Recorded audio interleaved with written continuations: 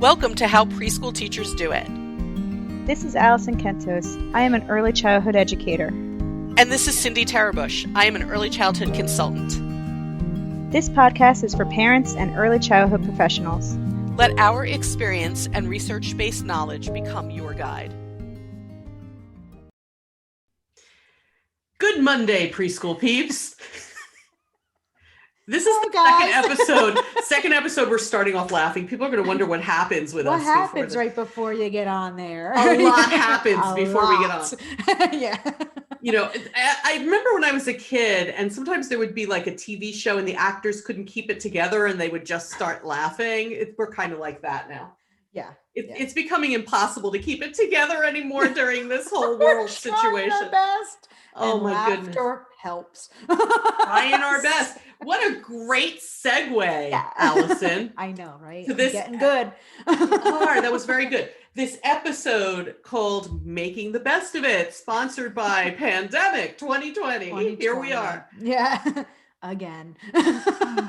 Yeah, but it's a little different now because we have some very significant days coming up. Yeah.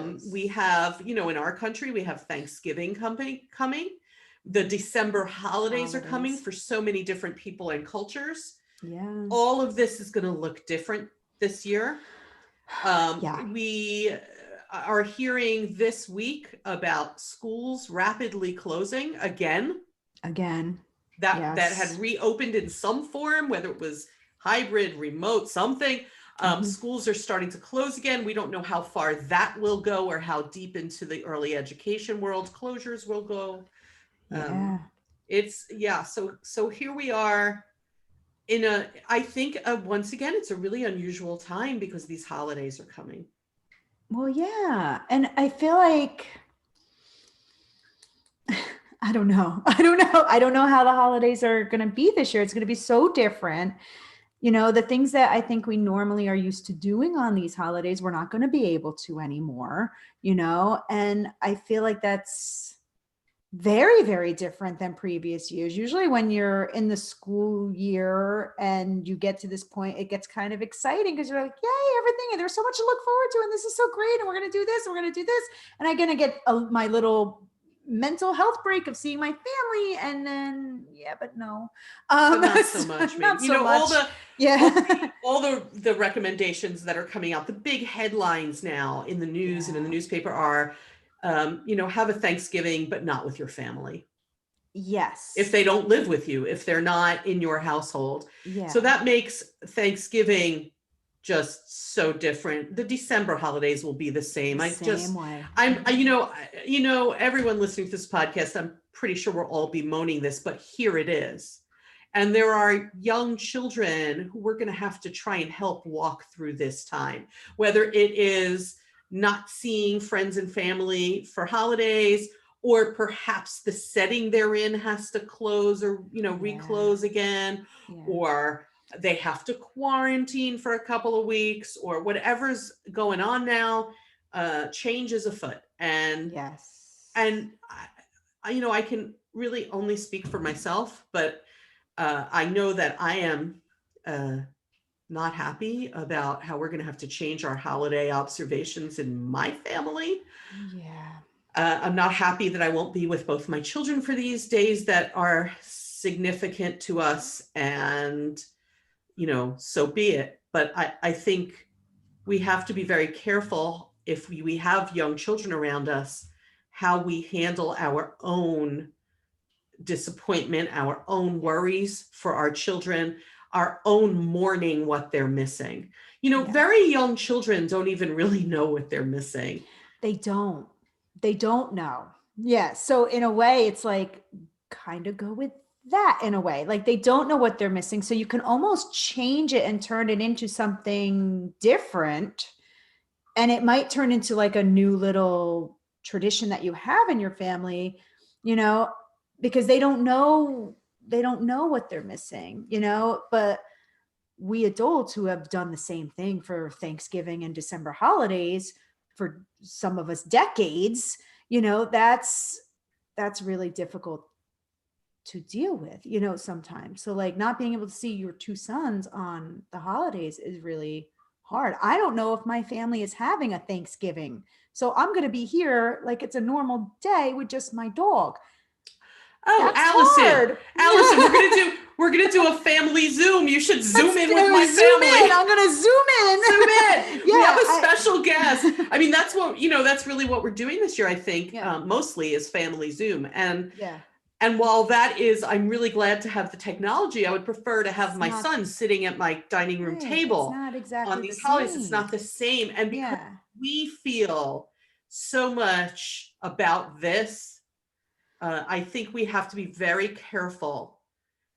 Children, some children, I think their temperament, some children are naturally more resilient than others, but I think that they also learn about resilience from watching us. Yes. Yes. And they learn about coping from watching us, and they learn about handling disappointment from watching us. Yeah. Yeah. And this is disappointing It by is. a lot, right? So you can teach that it's a lesson in itself, how you deal with this disappointment. I mean, you could, God, it's just so hard. But you sometimes I can just lose the make words, but as an adult, you can make a conscious decision yes, you of can make I'm gonna make the best of this that I can, and I'm gonna be grateful for the maybe our health, our technology. Yes. There are things I am going to be grateful for, and I'm going to model that gratitude to my children. Yes. By saying things to them like, I know it's different, but it's still good. Yeah, it's still good. And we still have each other, and we're still Mhm. here, and we're getting together, but maybe it's a little differently through the Zoom. And that's a great thing to have, I mean, so like, I think you could still kind of make it happy and magical and like still have a sense of togetherness, even though you might be in separate locations. I think you could still try it. And I think for the kids, they might actually think it's kind of fun to see grandma on Zoom or whoever, whatever it may be, so like, you just have to make it into that fun. Like, instead of like, oh, we got to see, we got to do it this way. Instead of like, hey, we're going to see grandma on Zoom, like make it this big. How you act about it is going to really trickle down to them. And then if you want to mourn missing your Thanksgiving after they go to bed, then do that. But don't do it in front of them. Try to make it as exciting as you can. I would definitely, I mean, if the child says, I'm sad I'm not with grandpa or grandma, or the child says, I want to be with my cousins, I think we have to be honest and say, I'm sad that we're not with them too. Yeah.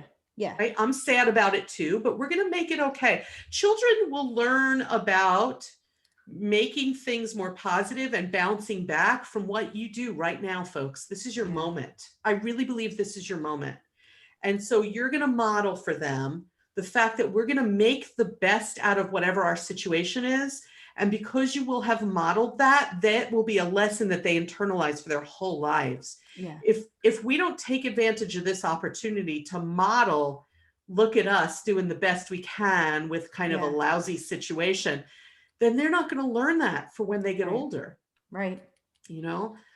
Again, it's your moment, people. Do it. Just get up and kind of go, okay, we're going to model resilience for them. We're going to acknowledge their feelings of sadness or confusion. And we're going to say, we feel the same way and we're frustrated too, but let's do what we can with it versus what we cannot. Right. Right. Right. It's kind of like that at school. Like when I'm at school, sometimes the kids are like, Miss Alison, why can't we do this? I'm like, well, we got to keep everybody safe, but we have each other.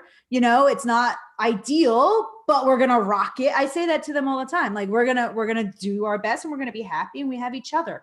And now that I've said it for months at school, now I hear them saying it. They're like, no, it's all right. We have each other. We're good. Like, I hear them say that. So now it's kind of like that. Like you just have to, you have to go forward. You don't have like really a choice almost. So I'm like, you know what, if I have to do this, I'm going to do my best at it, and my best on some days might not be the best I would have been like pre-COVID, but I still did it.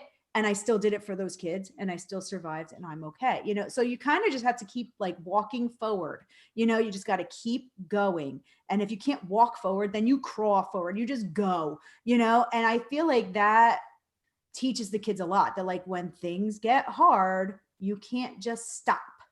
You have to keep going, even if you're going slow. You have to still keep have to keep striving, going. right? Yeah. Yeah. You have to keep striving. I think it's true for potential closings too.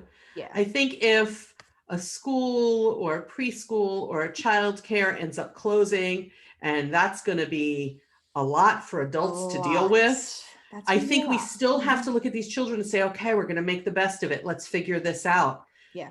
Because isn't that what you want your children to do when they're adults Yeah, and the chips are down, right? Yeah, Something exactly. happens, you want them to be able to pick themselves up, dust themselves off and say, okay, we're going to make the best of this. It's like those sayings come to mind, like about making lemons out of lemonade, or is your glass half full or half empty? Yeah. I would like to have children, the majority of children in the next generation have half full glasses and know how to make lemonade out of lemons. Yes.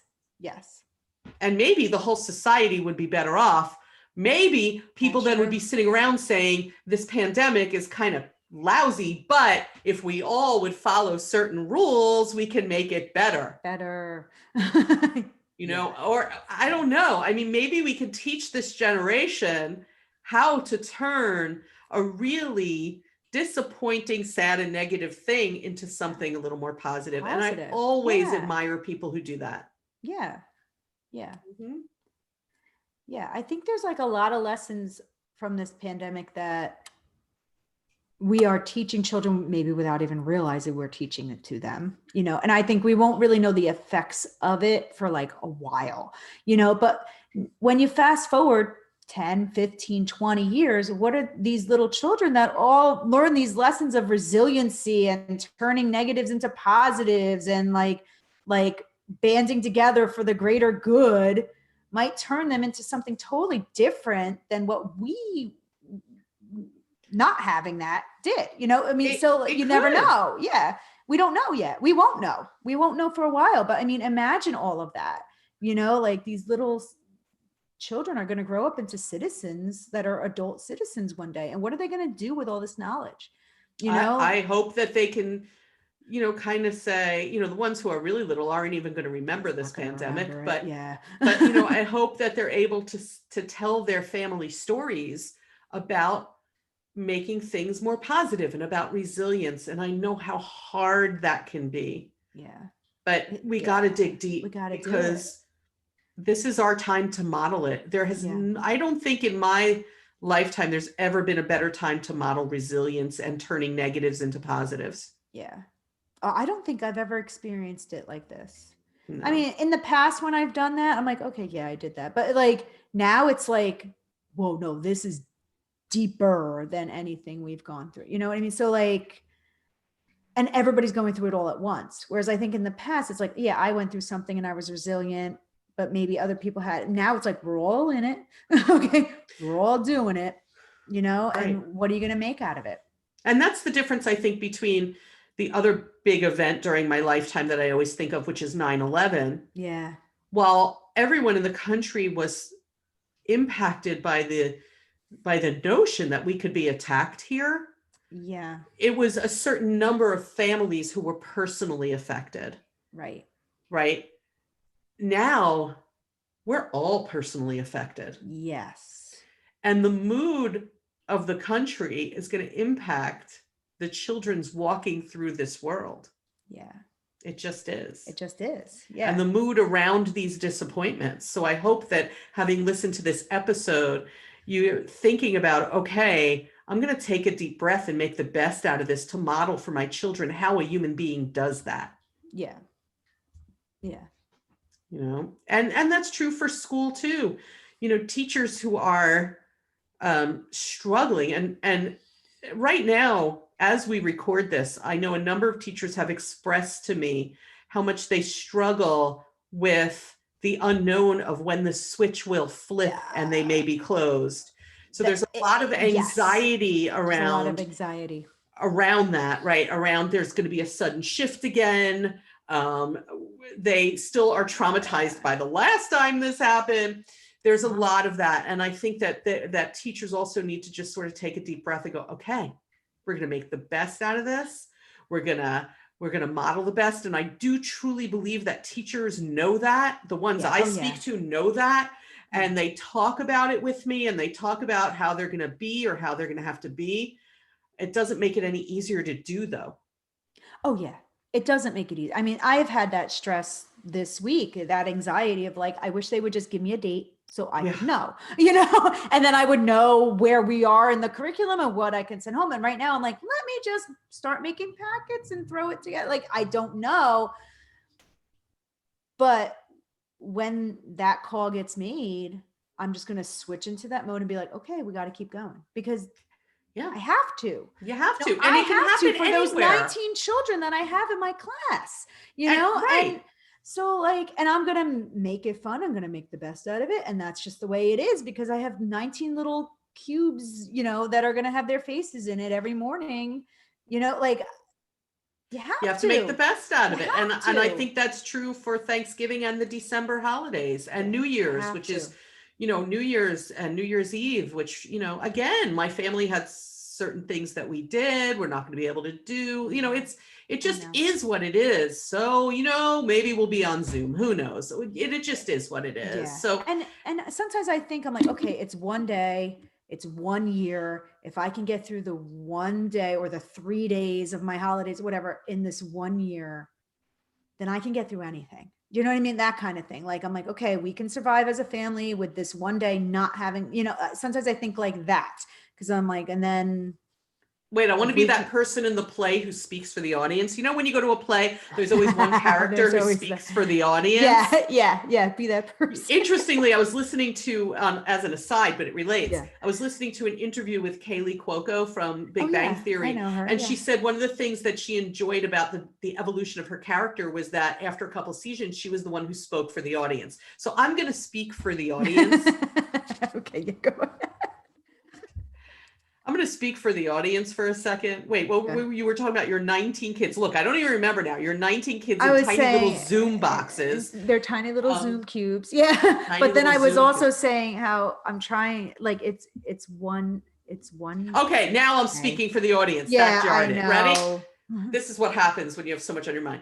That jarred it. So you said it's 1 day, and I'm going to speak for the audience and just say this. Right? That's what I told myself in the spring when it was, time for the holidays that happen in April. Yeah, I know. I told myself it's just 1 day. It's just one holiday. So we won't really celebrate it this year. We'll have next year. And I didn't think about that we would still be here for these holidays doing it. Exactly right. Because for my family, Easter, I spent here alone with my dog. In fact, I think I got on Zoom with Cindy that day. Probably. And I was like, okay, it's just 1 day, it's just Easter, no big deal. Because by Thanksgiving and Christmas, we'll be fine. And now here we are. Here we are. But I still try to think, I'm like, okay, but you survived that Easter. You did. You were alone and you had Rusty and you survived it. We can do this, people. We can do this. You can do it again. You can do it again. This. Yeah. So that's what I keep thinking. Like, you survived that. You could survive it again. And then hopefully next year. I'm afraid to say it, but we can be hopeful. Yeah. And in the meantime, we're going to do what it says in the title of this episode. We're going to make the best out of it. We are, for the sake of the children who are watching you. Yes. They're always watching you. Yeah. And we're going to do that with understanding, patience, forgiveness, and grace. Yes, we are. By the way, just so you know, folks, I actually updated the website. Yeah. She did, guys. She did. See, all that time when I was like, wait, sorry about the website, worked. Yeah. Okay. So I put on my thinking cap. I put on my thinking cap and I made it so that it doesn't have to be updated so much, because let's face it, we're all busy in school pandemic nightmare. Yeah. So I made it. So I hope everybody will go to howpreschoolteachersdoit.com and take a peek and let me know what you think. Check that let us know what you would like to see on our website, and maybe we'll get the opportunity to add it, right? That would would be nice Mhm. to know what they want. And then it would be more Yeah. for them, because the website is more for them than for And us, where I else can think. they go, Allison, to tell us that? Oh, yeah. You can go to Facebook. You can find us there at How Preschool Teachers Do It podcast. We always get back to you. You can message us or comment on our page. And you can find us on YouTube, and you could see me. My hair's actually done today. I think they can reach us on. Can they reach us through YouTube? They can. They can comment on They the can comment. videos. Sometimes we get comments. We get comments, but it's better to go to the Facebook page, because we'll get back to you pretty quickly there. We also want you to subscribe on YouTube, though, because we want to get We want the those benefits that you get when you have a lot of benefits of it. subscribers. Yeah. Yeah, and you can find us where any podcast is given, and make sure you rate us 5 stars when you're there. Okay. There you go. Yeah. And there you go. I hope that if you're listening to this and you celebrate Thanksgiving and it's before the Thanksgiving holiday, that you have a safe and joyous Thanksgiving, however it is you have to do that. Yes, you make the best out of that Thanksgiving. Yeah. Catch you next time, preschool peeps. Bye.